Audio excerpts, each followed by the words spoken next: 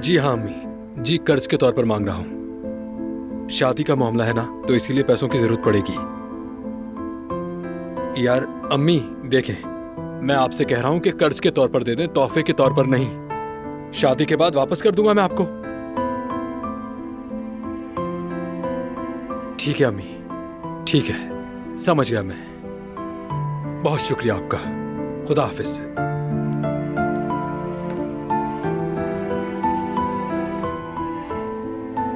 अरे हारून। यार यास्मीन, बाबा से पैसे अच्छा लेने की ठीक बात है, मैं वो बिल्कुल मत बात नहीं करना कह रही, यार। बात तो सुनो।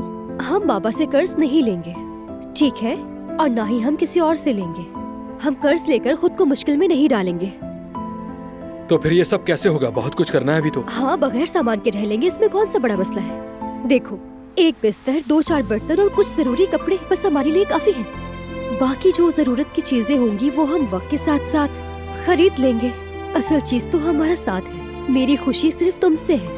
तुम वाकई संजीदा हो। हाँ बिल्कुल मेरी जान।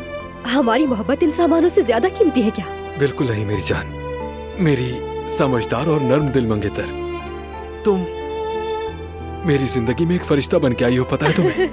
अरे बिल्कुल नहीं, मैं तो बस तुम्हारी मोहब्बत में अंधी एक लड़की हूँ और कुछ नहीं। और मैं इस लड़की से बेइंतहा मोहब्बत करता हूँ। बहुत खुशनसीब हूँ मैं कि तुम मेरी जिंदगी में आई।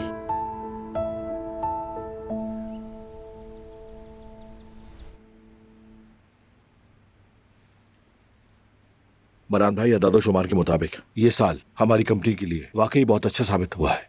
हाँ वाकई फराद, हमारी आमदन पिछले साल के मुकाबले में काफी बढ़ गई है। लेकिन फिर भी अगले साल के लिए हमें ज्यादा जारहाना हिकमत अमली अपनानी होगी।